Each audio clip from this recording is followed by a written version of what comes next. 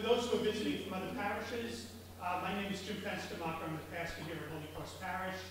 And on behalf of our pastoral team and our Respect Life Committee, I want to welcome all of you who are here for this very timely and very important presentation. Dr. Mary Pat Tranter, as many of you saw on the flyer and the information that we sent out, has a doctorate in medical science from Harvard University. Not too shabby of a school from which to have a doctorate. And Mary Pat was telling me that she actually started a career as a scientist. That was the direction in which she was headed, to be a scientist, when all of a sudden she was asked to teach science for 1 year at Coyle Cassidy High School. And years later now, she's the president of Coyle Cassidy High School. But in terms of her medical background, with her doctorate in medical science from Harvard, she serves on the board of directors of Good Samaritan Hospital, right next door in Brockton, and she's the chair of the ethics committee. So she's using her medical background to help the mission of a Catholic hospital close by. And then as president of Coyle Cassidy, all of us priests here in the Taunton Deanery have had a lot of contact with Mary Pat and very much appreciate what she's doing for Catholic education here in the diocese and here in the Taunton Deanery. And we have a very good relationship with her. Really appreciate what she's doing as president of Coyle Cassidy. At the end of the presentation, Becky Turley, who's our chair of our Respect Life Committee, is going to say a few words. So I'm just going to say now a word of appreciation for our Respect Life Committee and for all that they did to bring Dr. Tranter here to set up for this presentation and for the lunch that's going to follow. Very much appreciate what our Respect Life Committee has done to put this together. Most especially appreciate Dr. Tranter being here, and I know that this is going to be a very informative presentation about a subject matter that is very timely for us, whether it's with elections coming up or just with a lot of the issues that we might face personally or in the lives of our families. So, Mary Pat, it's good to have you here, and thank you for making the time to be here. Thank you, Father Jim. Can everyone hear me as well? Yes. Because I tend to like to roam around and not be confined by a microphone. And before I begin, what I would like to do is begin with a prayer that is very often used by hospice, which many of you may already be familiar with.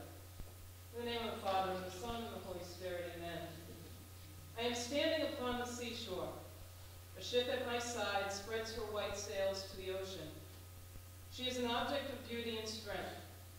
I stand and watch her until at length she hangs like a speck of white cloud just where the sea and sky come to mingle with each other. Then someone at my side says, "There, she is gone." Gone where? Gone from my sight, that is all. Her diminished size is in me, not in her. And just at that moment, when someone at my side says, "There she is gone," there are other eyes watching her coming, and other voices ready to take up the glad shout, "Here she comes," and that is dying. I think that is such a beautiful prayer to begin our presentation with today. And I want to thank Father Jim and the Respect for Life Committee here at the parish, and especially for Claire for reaching out to me. She had come to a workshop I had done last year and wanted to extend some of my knowledge so that I could share it with the parish and anyone within the deanery who was interested in this issue. And I want to thank you for being here this morning. It's a beautiful Saturday morning after a rough week of weather, and we're here to discuss a very difficult topic. We're here to discuss death. And who wants to do that on a Saturday morning? But clearly you do. And as I was driving here, I was thinking to myself, what was I doing dressing this way today? Because we know I'm not a priest. I am a president of Coyle Cassidy High School, but black is a color I do enjoy having in my wardrobe. But I'm thinking, here I am going to talk about death, and I've just worn black. How depressing, but unfortunately I've worn the white shirt to show that, within death there is brightness in what we're going to discuss today. And I thank Father Jim for his wonderful introduction, because sometimes I forget where I was before, because now I am so entrenched in my faith. And we realize throughout our lives that where we're going to go and what we're going to be and where we're going to end up ultimately becomes revealed to us by God. We do not have control despite what we think we have. Yes, we make decisions and God guides us in those decisions, but ultimately things are going to happen in our lives that will direct us down various paths that we never planned. I am a graduate of Coyle Cassidy High School, a very proud graduate. I graduated from there in 1980. And when I left there, I went to the College of the Holy Cross to get my degree in biology. Had a wonderful education there and always had a desire to be a scientist, as Father Jim had said. And was very fortunate to receive a grant to go to Harvard Medical School, so my graduate schooling did not cost me anything. Again, I was very blessed. And in 1991, I received a Ph.D. in medical science from Harvard Medical School. From there, I went on to UMass Medical School to do my postdoctorate fellowship. And while I was there, I received a phone call from my alma mater. It was the middle of August. It was right before Hurricane Bob. And one of their science teachers had said that she was going to retire. It was 2 weeks before school, and they didn't have a science teacher. And my brother, who worked at the school at the time, was talking to the headmaster. And my brother said, "Why don't you call my sister?" And he said, "Why would I call your sister? She just got her Ph.D. from Harvard." And he said, "Well, you never know. She likes to teach," because I was teaching at the med school level when I was at Harvard. They called me. The next day, I went into my boss, and I quit my career in research. And 2 weeks later, I started at Coyle Cassidy to teach science. Again, I thought this was like a temporary thing. My father wasn't too happy with me. There were various rumors that were going around town as to why this Ph.D. from Harvard would be teaching at this small Catholic school in southeastern Massachusetts, that some people thought I had had a nervous breakdown, that I couldn't handle the pressure, so I was going to go teach in a high school. Well, clearly, you've never taught children. That could have been the answer. Some people thought that I had really never graduated from Harvard. It was all a ruse, because again, why would I be there? But I can say it was the best decision that I ever made in my life, because it has allowed me to give my gift back to the school that had given so much to me. But what it's also done is allowed me to grow in my faith in a way I never had expected. Bioethics is something that is particularly important to me, and I began a course at the school in bioethics about 18 years ago, because at the time, Father John Denning, who some of you may know, he's at Stonehill, he was our chaplain. And the two of us decided that we really needed to teach our seniors about difficult and controversial issues of the day, but teach them in a Catholic perspective. And through that, teaching on bioethical issues, somehow or other I had dubbed an end-of-life specialist in the state of Massachusetts. And then Bishop O'Malley, back in the late 90s, he assigned me to the first task force against physician-assisted suicide. And that was a campaign that some of you may be familiar with. It was called In Support of Life. And that was the first time the issue of physician-assisted suicide came up in our state. It never got anywhere because the bishops throughout Massachusetts really worked hard together with a group of individuals who educated the communities and the population, and it never got past the legislature. And here we are, more than 10 years later, discussing the same topic as it becomes a ballot issue next Tuesday. And I'll talk more about that as we get into the presentation. But my goal for you today is to make sure I attend to your needs. There are a number of things that are on the purple sheet that I will try to address, but I'd be curious if some of you are willing to just kind of speak up for a moment as to what brings you here today, and what are some of the things that you would like me to address? Because I think that's important. Anybody? Yes?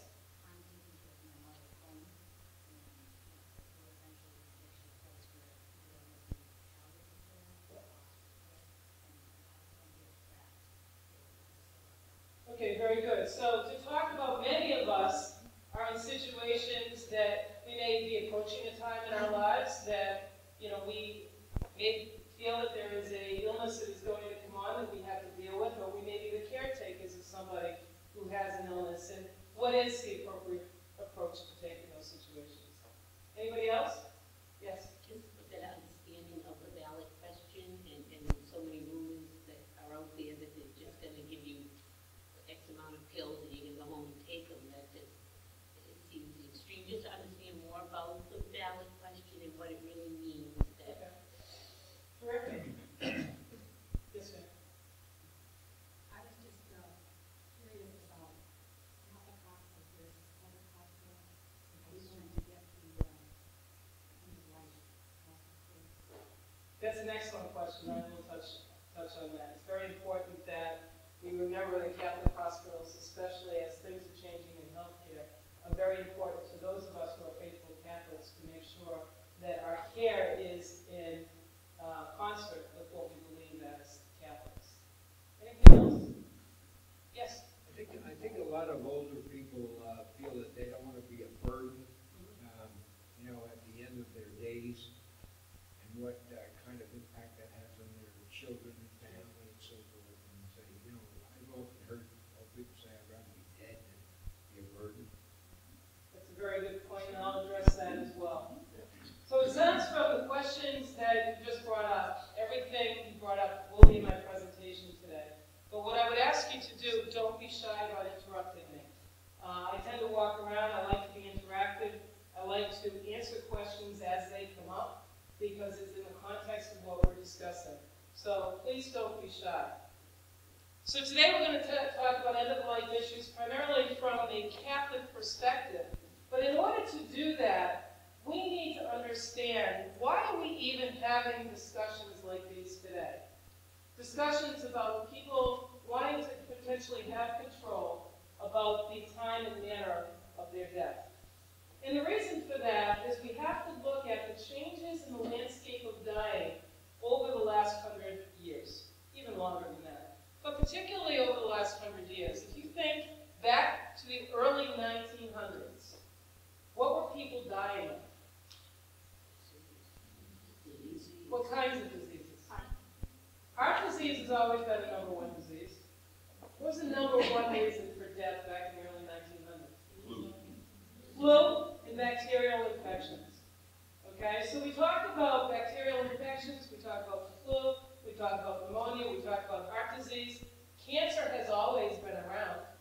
Not that they necessarily were able to name it and know exactly what it was, but these diseases have been around forever. But what's changed is years ago, if you had a bacterial infection prior to the onset of the discovery of antibiotics in the 1940s, what happened? You either die or you live through the bout. So you get the infection, you get very sick, it's short-lived, and either you die or you come out on the other side of it, just like us with a common cold. Okay, but back in those days, there were no antibiotics if somebody got pneumonia or some of the other bacterial infections. It was really up to the body to fight it. And many people were able to fight it, but we also know that there were many flu epidemics that killed large numbers of people, which today, that wouldn't necessarily happen. Although we have seen where we're concerned about things like swine flu and bird flu and other things that potentially could kill, but those aren't things that scare us anymore because we know we have treatments. Let's think about heart disease. Back in the early 1900s, people had heart disease. If they had a heart attack, they dropped dead. That was a term that we used all the time. Somebody dropped dead of a heart attack. Well, what does it mean now to drop dead? Well, prior to the onset of the use of CPR in the 1950s, if somebody had a heart attack and the heart stopped, then death was defined as a cessation of respiration and circulation. The heart stopped, you weren't breathing, you were dead. That's not true anymore. You can drop dead of a heart attack, What is now defined as clinical death, the cessation of respiration and respiration, can, in many cases, be reversed. So that biological death and the destruction of tissues doesn't take place until after 4 minutes of the absence of oxygen. We know very well that the brain is very much in need of oxygen, and after 4 minutes, it becomes very difficult to revive somebody. But nowadays, what's happening? People have a heart attack, or they go into cardiac arrest, and if there's a first responder there, or somebody who has been trained in CPR, they're able to give CPR right then and there. The person gets transferred to the hospital. They do cardiac catheterization. They find out there are blockages. They send them to a hospital that can do bypass surgery. They do the bypass surgery, or even potentially a heart transplant. And then the person goes on to live 10, 20, 30 more years, depending upon age. Cancer. Prior to World War II, we didn't have chemotherapy to treat cancer. It was actually in World War II with the use of mustard gas that we learned about chemotherapy. Most people don't know that story, but mustard gas was being used to kill people over in Germany and in Europe. But what we discovered was the way mustard gas killed was by destroying cells. And if you could target that drug to a particular cell that was just growing, well, potentially we could cure cancer or treat cancer. And so many of the early chemotherapeutic agents were based on mustard gas. And now all the chemotherapies today are designed to specifically attack cells that have lost their growth control and are growing tumors. So what's changed?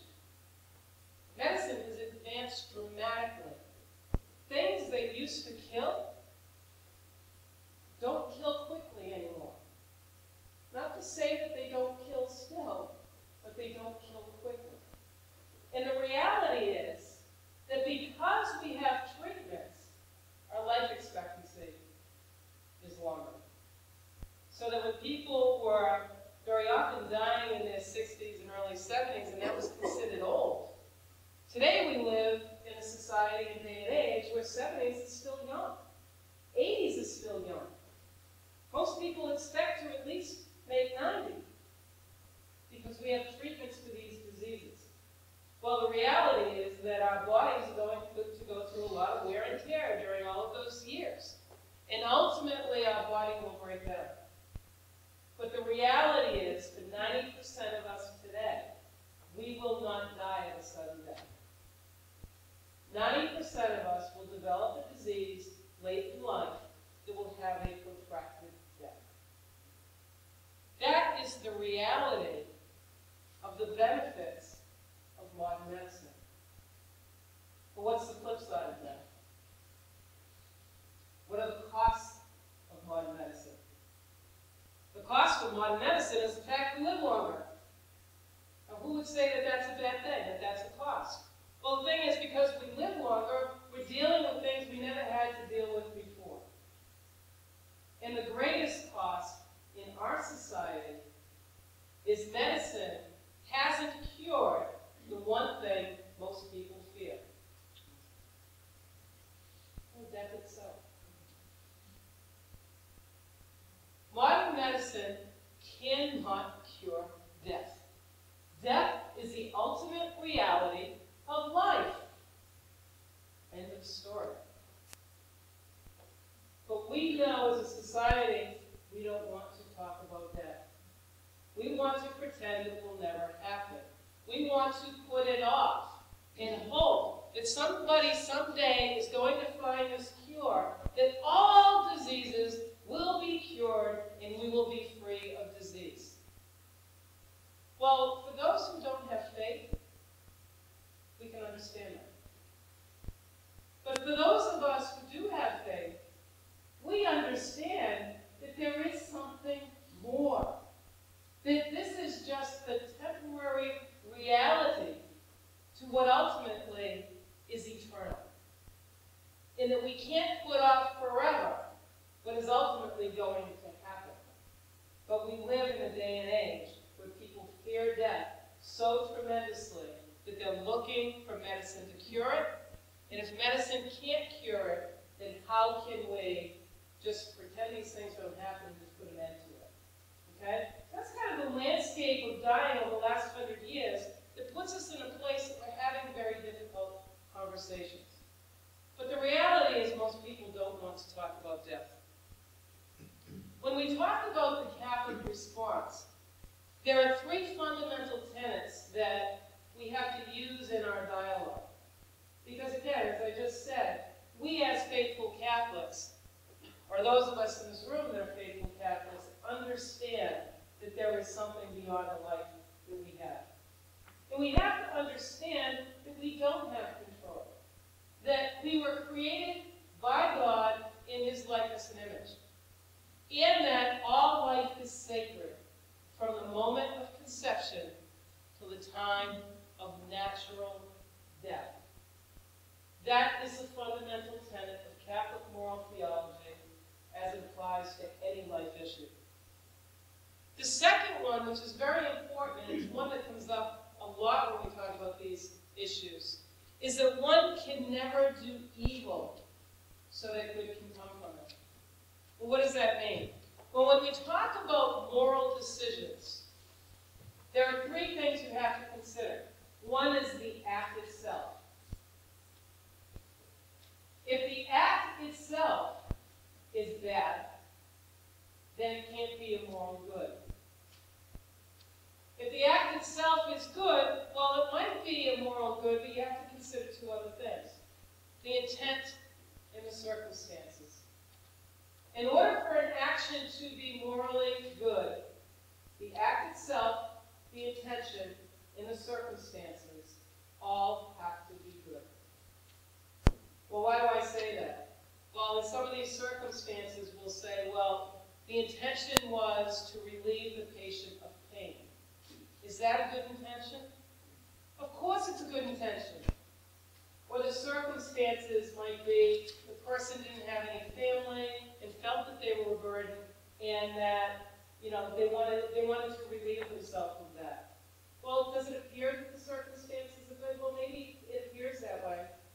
But to take a human life, the act itself is never morally good. So regardless of intention, regardless of circumstance, the act itself is not good. Does that make sense? Okay, any questions on that? Okay, because that's key. Because we hear that all the time in some of these arguments, that the intention is what is driving the morality, and that is not what drives the morality. All three things have to be good. The act, the circumstance, and the intention. When it comes to, like, suicide, Yes. if somebody's been suicidal for, let's say, 10, 12, 15 years and attempted things and have mental illness, and the family is involved with that, and you lived it, fear it, expect it, don't know when, sometimes it's a relief if it happens after 15 years or more of this circus you've been in and driving the whole family down. It's not, the act is terrible, but it's inevitable somewhere down the line, maybe because of this behavior that's been coupled with mental illness. So in a way, the act is a relief for the family to go on.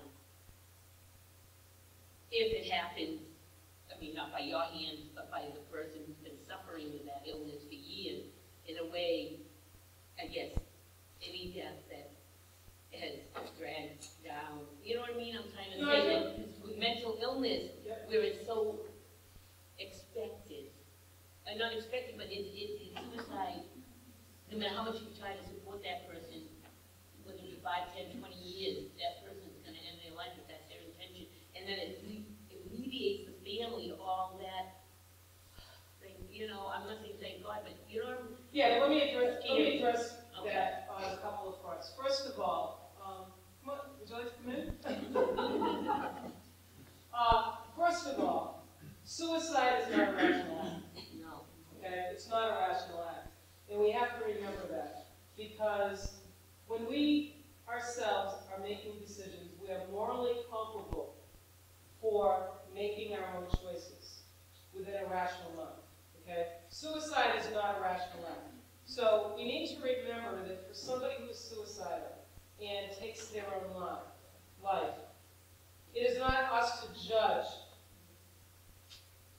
that person, and that the action is bad, but we can't judge the moral culpability of that particular person.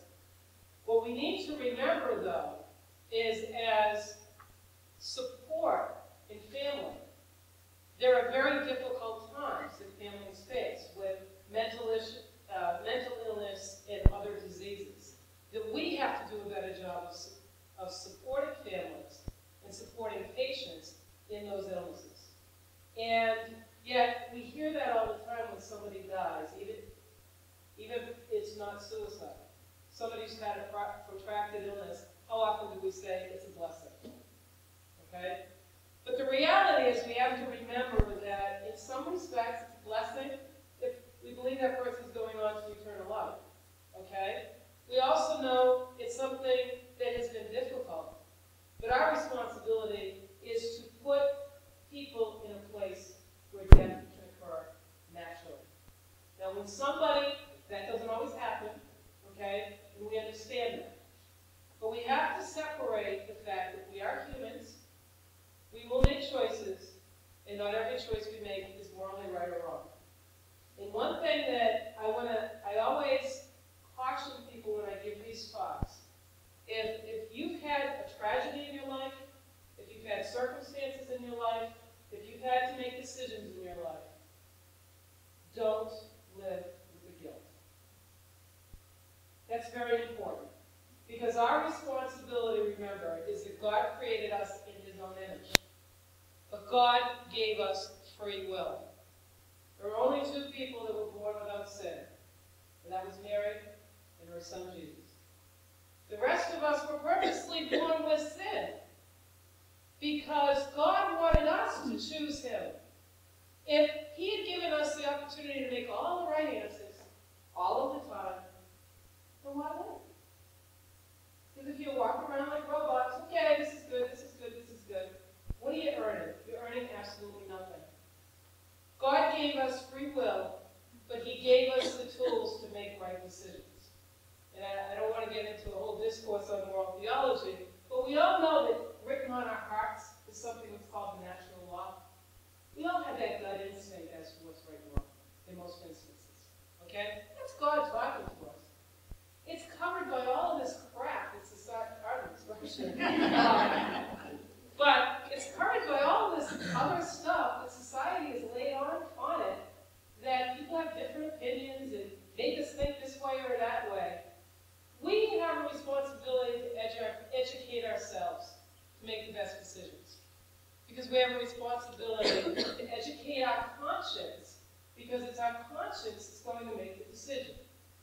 And if you make your decisions in good conscience, thinking you did the right thing with the intent to do the right thing, then you're okay. You followed your conscience. But if you purposely go against that, that's a whole other issue. But remember, God does not expect us to make the right choices every day. The point is that we make more steps this way than this way. Do we all go this way every day? Absolutely.